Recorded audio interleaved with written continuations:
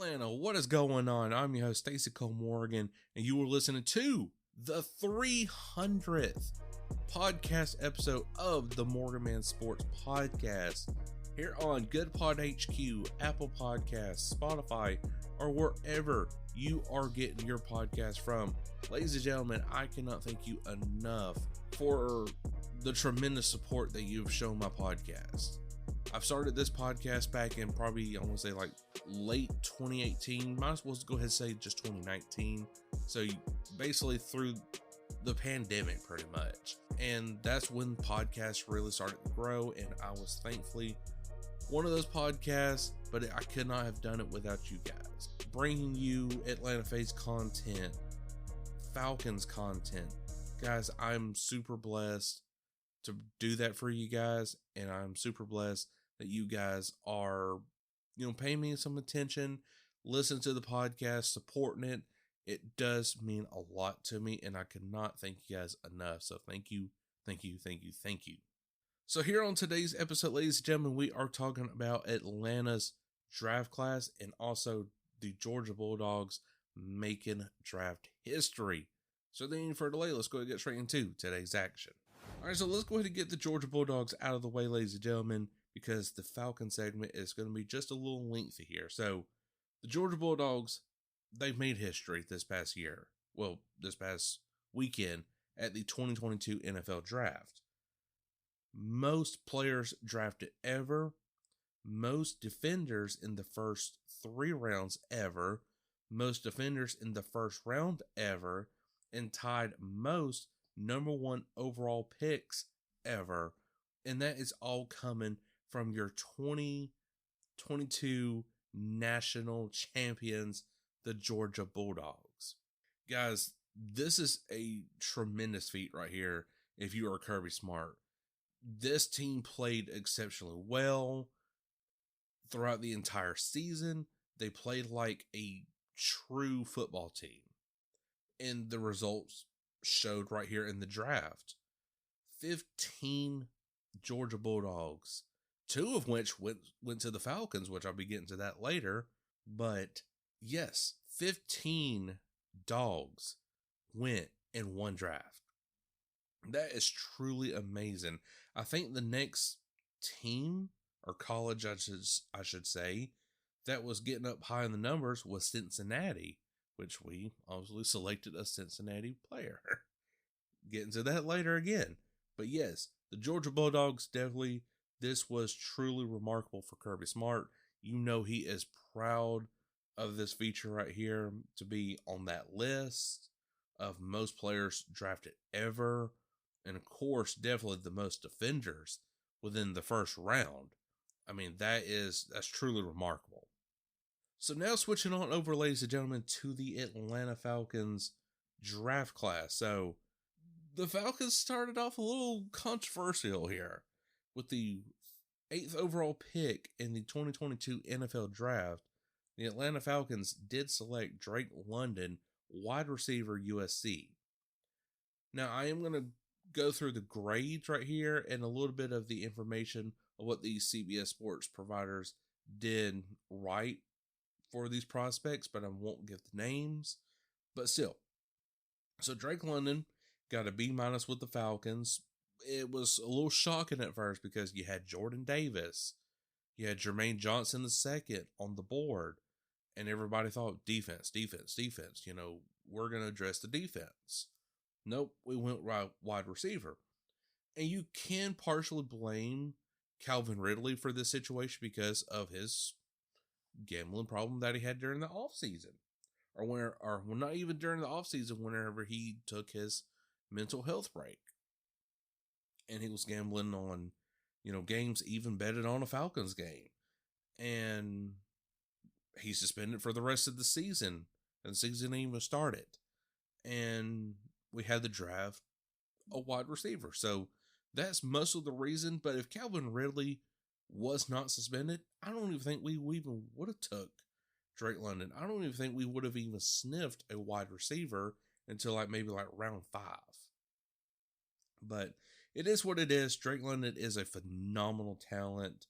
Not a lot of speed. He doesn't run well, And there could have been better options out there like Garrett Wilson at that spot. And that is according to one of the CBS Sports insiders. So going into round 2, we have two round 2 picks, 38 and 58. So coming at the 38th overall pick, Arnold Abetsky, if I'm pronouncing it right. Sorry if I'm butchering your name. We do get an A on this, according to CBS Sports. He is an edge rusher from Penn State, 6'3", 256 pounds.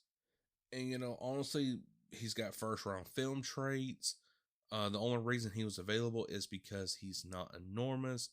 Burst, bend, pass rush plans, speed to power conversion, super consistent. Falcons desperately need stars in their front seven on the defensive side of the ball beyond Grady Jarrett. Not majorly expensive to trade up, and we did trade up with the New York Jets. So that is a good pick right there.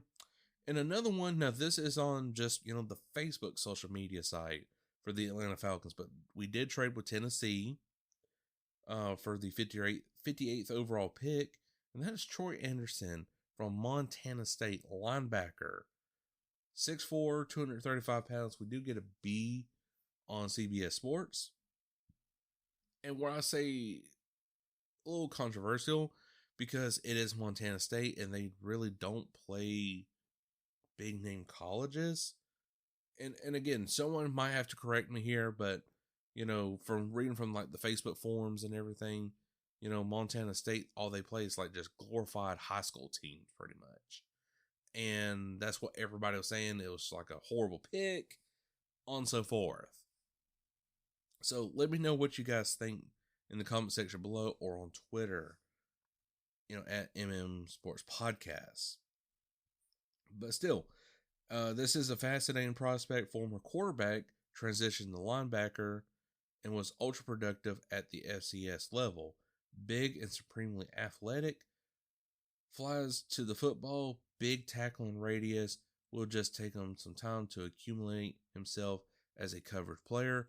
Big need filled through there. Now this is the pick that everybody was waiting for. Round 3, 74, Desmond Ridder, however you say this last name, quarterback, Cincinnati, 6'4", 215 pounds. We get an A- on this one. So finally, another quarterback. Ryder doesn't play to his measured athleticism, but is a smart decision maker. Accuracy issues overblown. Pocket presence needs some fine tuning, but not a major concern. Arm talent is a solid. This late on day 2 is absolutely worth it for the Atlanta Falcons, but is surprised that it wasn't Malik Willis, which everybody thought. Malik Willis, Falcons, boom, you got a good connection right there. But whenever we heard Desmond Ridder, I was like, oh, wow. I want the Cincinnati quarterback instead of the Liberty University. Wow, that is pretty interesting, which I've seen Desmond Ridder, the college football playoffs and a little bit, throughout the season, not majorly like watching Cincinnati, all the time, but just seen him a couple times here and there, watch his highlights. The guy is amazing. He really is. And I think he can produce in Atlanta. I think he'll be one of the rookie quarterbacks start early this season. If Marcus Mariota does not, do well under Arthur Smith's system, like whenever Arthur Smith, became the OC, Mariota got benched for Ryan Tannehill. So it's crazy. It really is. But still, Desmond Ridder, A- scored in CBS. Now, D'Angelo Malone, edge, Western Kentucky. We get a B. He weighs 230 pounds and is coming in at a height of 6'4". So long, bendy, high energy rusher with a polished game and loads of productivity in college. He plays bigger and more powerful than his frame, but does need to add weight/power. Falcons doubling up on edge is smart and a major need. Close to correct value for this prospect. Tyler Aguilar, C+. This is where we get our first C. He's a running back from BYU. Again, running back was a need, so we're not going to really complain about that. Boulder of a back who actually excels in a wide zone scheme, so it's logical. So it's pretty much a logical fit for Arthur Smith's offense. Average at best exclusiveness, minimal speed, some power to his game. Now we're getting into our Georgia Bulldog players. So round 6, 190th pick, Justin Schaffer, O-line, Georgia, 6'4", 330 pounds, gets a C. All I can say is he definitely adds to the run game. Like, will add run blocking powerness to Atlanta's offensive line, but a major liability in pass protection, length and grit to live inside in the NFL. Definitely that can be coached up just a little bit, but it will be up to the player himself to really protect your quarterback, protect Desmond Ridder or Marcus Mariota. But when it comes to that run game, you've seen how Georgia's run game was all season. It was electrifying. It was fantastic, and he was part of that reason. So now, our final pick, round 6, 213th, we choose John Fitzpatrick, tight end, Georgia. So, again, this is not going to be like, oh, what's happened to Kyle Pitts already? It's just probably just going to be a third string tight end. May probably even be cut by the end of the season. But who knows? We did release Hayden Hurst earlier in the offseason, but still, blocking tight end who works tirelessly to move people. Room for improvement there. Not much of a separator, but plays with reliable hands. So that is definitely great. And John Fitzpatrick's tape is pretty good. He has caught some balls, but again, he's more that just blocking tight end that Arthur Smith just glorifies in his offense, and it did work in Tennessee. Got him to the AFC Championship game just back a few years ago. So, I love it. Overall, CBS gives us an A in this year's draft class for the Atlanta Falcons, and rightfully so. I mean, Terry Fontenot did his job. He stuck to his guns. Said, we are picking the best available players. We're not just going to pick some random dude from some random college. We're picking the best players. Didn't look like that on night 1, but after day 2 and day 3, oh Lord, yes. Definitely we started picking up players that definitely needed to be on this team to fill some holes. And we definitely had a great free agency. We definitely had a great draft here. Now it's just up to us to have a great season. I'm not going to say a Super Bowl season, but at least possibly a winning season. I would love it. 9-8 at most. I don't see nothing wrong with that. So if we have at least a winning season, possibly even slip the playoffs, this right here in my book is honestly the better years for the Atlanta Falcons to come. And honestly, even going back to last season with a depleted roster outside of Matt Ryan and, Kyle Pitts and Cordell Patterson, going 7-10 with just really 3 players on offense that are, living up to the hype, that just tells me, you get your right guys, this is going to be a team to really fear, to go up against. So, Guys, let me know what you think. Do you love this year's draft class? Do you think Terry Fontenot nailed it? Or do you think he should have done better at these positions?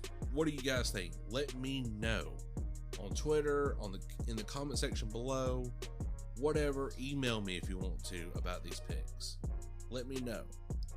But guys, that is all the time I have for today's episode. I sure hope you did enjoy it. If you did, make sure to like button wherever you are listening from. Please give me a 5-star rating on Spotify and GoodPod HQ, especially on Spotify. Definitely want to get that rank showing up on my page. Definitely, it would mean the world to me. But guys, hope you all have a great day, and I, Morgan,